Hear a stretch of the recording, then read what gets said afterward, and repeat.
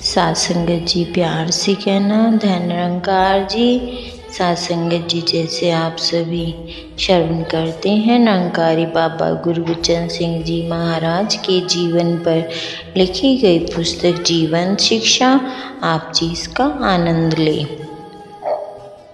मनुष्य समाज का अभिन्न अंग है, समाज के बिना इसका कोई अस्तित्व नहीं। आज भी सत्य है कि समाज तो मानव समूह को ही कहते हैं और इसका निर्माण भी मनुष्य ही करता है। जिस रुचि के लोगों की बहुतायत होगी वैसा ही समाज बन जाएगा। इतिहास इस बात का साक्षी है कि रब्बी पुरुषों ने इंसानियत का पाठ पढ़ा कर समाज को ऐसे मनुष्य प्रदान किए हैं जो स्वस्थ समाज की नींव बन सके। इंसानियत के यह स्रोत ही समाज के शरीर की रीढ़ की हड्डी होते हैं, जिनके सहारे समाज खड़ा हो सकता है। लेकिन इस सच्चाई से भी इनकार नहीं किया जा सकता कि इन्हीं इंसानियत के पुजारियों को समाज के हाथों जी भर कर सताया और परखा जा रहा है।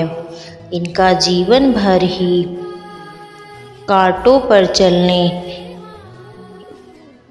के समान बीतता है। यह अलग बात है कि इन रब्बी पुरुषों ने इन कांटों को भी फूल समझकर स्वीकार किया है। बाबा गुरबचन सिंह जी ने समाज को ऐसी ही शिक्षा प्रदान की कि जब तक मनुष्य मानवीय गुणों को नहीं अपनाता तब तक हम यह नहीं कह सकते कि यह धरती है इंसानों की। सतगुरु ऐसे इंसान बनाता है जो स्वयं जीवन जीकर दिखाते हैं, केवल बातों से या ऊंचे ऊंचे दावों से लोगों को खुश नहीं करते। सतगुरु ही हमें याद दिलाता रहा है कि ज्ञान के सुंदर नक्शे में रंग अमल का भरना है। ज्ञान का नक्शा भी समाज को सतगुरु ही प्रदान करते हैं और इसमें अपने भक्तों के माध्यम से शुभ कर्मों के सुंदर रंग भी भरते हैं। भक्त जब ज्ञान को कर्म में ढालते हैं तो अनेकों मुश्किलें उनकी राह में आती है। भक्त की पहुँच सतगुरु तक ही होती है। जब गुरसिक किसी उलझन में फंसता है तो रहनुमाई के लिए अपने प्रीतम सतगुरु के पास ही भागता है। सतगुरु अपनी शिक्षा और दर्शन को नहीं बदलता। मेरे कथन को प्रमाणित करने में निम्न वर्णित कुछ घटनाएं सहायक होंगी।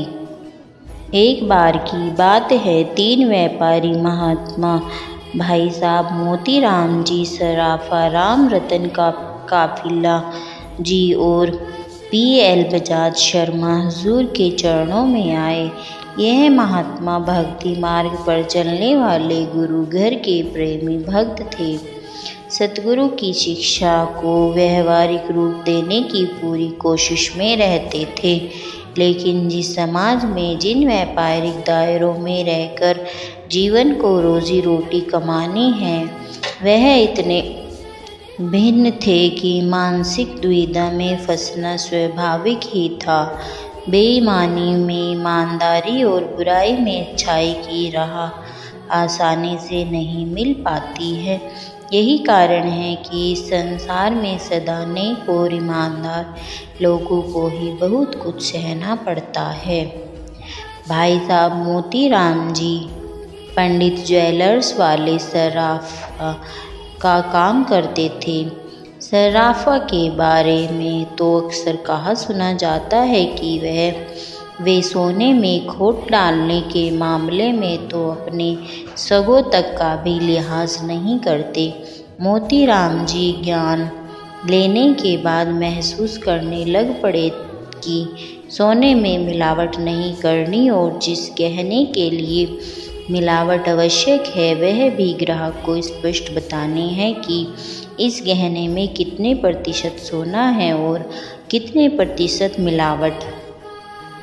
अब मोतीराम जी के व्यापार के साथी भी उनकी नेक नीयत से परेशान होने शुरू हो गए। वे एक ही बात कहते थे कि अगर साफ सुथरी कमाई करना चाहते हैं तो रेट बढ़ाने पड़ते हैं, लेकिन जब तक सारे व्यापारी न चाहे तो एक व्यापारी रेट बढ़ा नहीं सकता। अगर बढ़ा भी ले तो उसका माल लेगा ही कौन। इस प्रकार बजाज साहब जे.एन. मोटर्स के नाम से स्पेयर पार्ट्स का व्यापार करते थे। उनकी भी यही समस्या थी कि शेष व्यापारी तो असली की जगह डुप्लीकेट माल बेचकर भी पैसे कमा रहे थे, लेकिन अगर वह असली माल कम रेट पर बेचे तो कमाए कहाँ से, और डुप्लीकेट को असली बनाकर बेचने के लिए उनकी आत्मा नहीं मानती थी। कपिला जी की भी समस्या कुछ ऐसी ही इसी तरह की थी। इस तरह समस्त व्यापारी गुरसिख वर्ग की समस्या। इन तीनों हुजूर बाबा जी के पास आए। हुजूर से फरमाया, समस्या तो वाकई ही गंभीर है। सारे व्यापारी वर्ग में एक दो दुकानदार अलग होकर व्यापार करें या कोई आसान काम नहीं हो सकता कि कोई विशेष लाभ भी न हो। यह भी ठीक है कि यह एक पुरानी व्यवस्था बनी हुई है जिसे एकदम तोड़ा नहीं जा सकता, लेकिन कोई तो इसे तोड़ने की पहल करेगा ही, और वह पहल करने वाला कुछ कठिनाई भी सहन करेगा, कुछ विरोध भी सहना पड़ेगा। लेकिन याद रखना, यह पहल केवल ब्रह्मज्ञानी ही कर सकता है, जो इस अंग संग निराकार प्रभु से शक्ति लेते रहते हैं, और इन दैवी शक्तियों के कारण वे समाज के साथ टक्कर लेने योग्य भी बन जाते हैं। साथ ही ध्यान रहे कि जीत हमेशा ईमानदारी और असलियत की ही होती है। नकल या बनावट बहुत देर तक नहीं टिकते। गुरसिख सदा ही नेक नीयत और असलियत का रास्ता अपनाते आए हैं। दूसरी बात, दुकानें जितनी भी चलती हैं सभी सत्य के नाम पर चलती हैं। कभी भी झूठ के सहारे कोई दुकान नहीं चल पाई। सुनार लोग गहने बेचते हैं, चाहे वे कितनी ही मिलावट करें, लेकिन कहते यही हैं कि एकदम खरा सोना है। इस प्रकार डुप्लीकेट माल बेचने वाला भी सौगंध खाकर कहता है कि यह असली माल है। नकल और मिलावट का भी असल के नाम पर बिकती है। अंतर केवल इतना है कि एक सच्चा सुच्चा व्यापारी असल को ही असल कहकर बेचता है, जबकि आम लोभी व्यापारी नकल को असल का नाम देकर अपने आप को, अपने अंतकरण को भी मैला कर रहा होता है। यदि मन के ऊपर लोभ लालच की मैल चढ़ी रहे तो मानव अपनी सही पहचान नहीं कर पाता। वैसे सच्चे सुच्चे व्यापार में चाहे पहल कुछ कठिनाइयाँ सहन करनी पड़े, लेकिन बाद में इन्हीं के नाम ही व्यापार जगत में रोशन हो जाता है। ग्राहक खुद ही आगे से आगे एक दूसरे को कहते जाते हैं कि फला दुकान का माल खरा व उचित मूल्यों का है। इस तरह एक मुख से दूसरे मुख तक पहुँचते पहुँचते यह बात अपने आप ही मशहूर हो जाती है कि इस खरे माल वाली दुकान पर ग्राहकों का तांता लग जाता है। इस प्रकार मिलावट वाले की कमाई जब घटने लग जाती है तो वे भी सच्चाई की राह अपनाने को मजबूर हो जाते हैं, लेकिन इस समय तक प्रतीक्षा करनी पड़ती है। इसीलिए भक्त को चाहिए कि वे सांसारिक हानि जो कहीं दिख रही हो सहन कर लें, मगर आत्मिक हानि से बचे रहें। अपने मन और अपने अंतकरण पर मैल न जमने दें।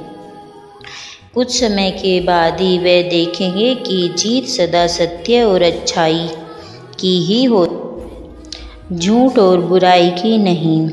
भक्त दुनिया के पीछे लगकर अपनी सत्य की राह कभी नहीं छोड़ते, बल्कि दूसरे लोग उसका अनुसरण करते हैं।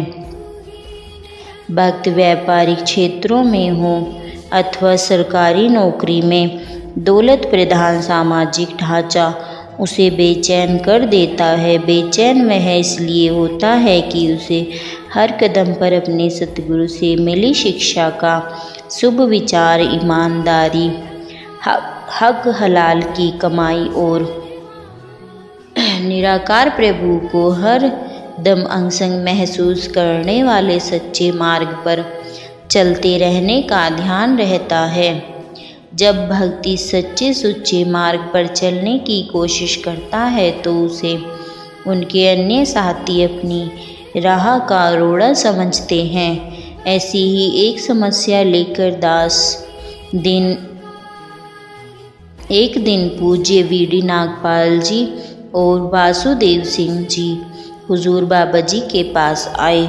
यह दोनों महात्मा आज संत निरंकारी मंडल में विशेष उत्तरदायित्व ड्यूटी निभा रहे हैं। उन दिनों यह दोनों बिजली बोर्ड में उच्च अधिकारी के पद पर कार्य करते थे। यह अपने वेतन को ही अपनी हक हलाल की कमाई मानते थे।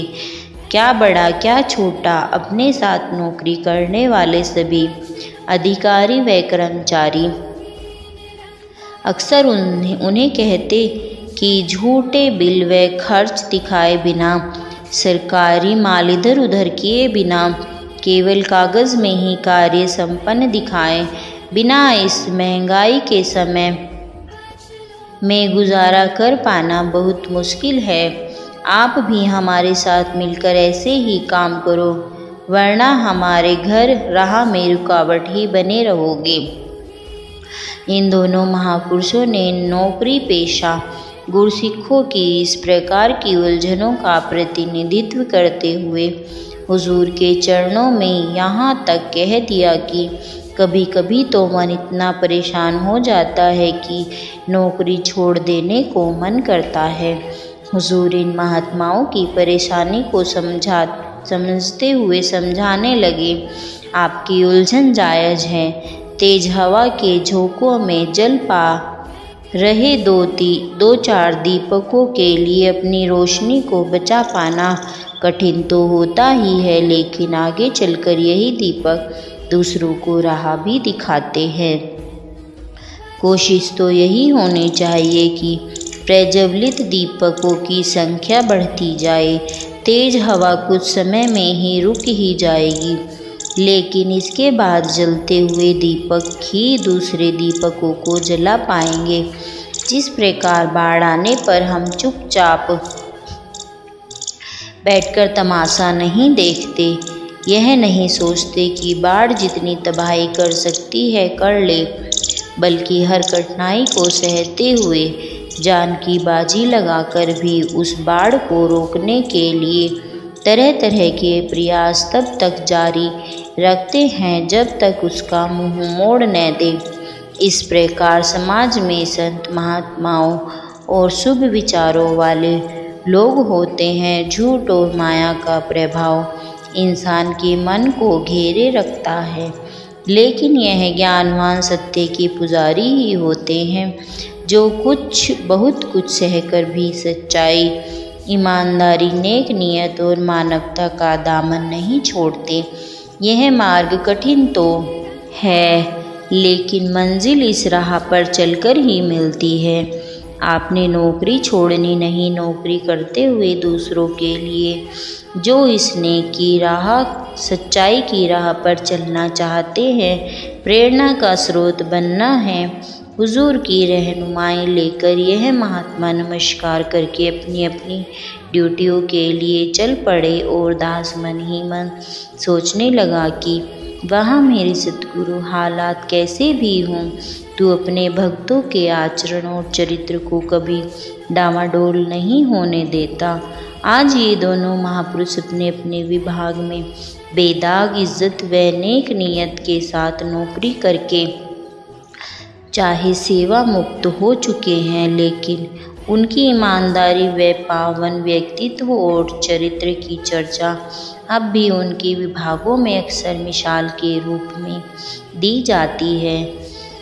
इन्हीं से प्रेरणा लेकर कई गुरु सिखों और अन्य लोगों ने भी अपने जीवन को ईमानदारी, नेक नीयत और उच्च असूलों की राह पर चलाया है। साथ संगत जी, प्यार से कहना धन्यवाद।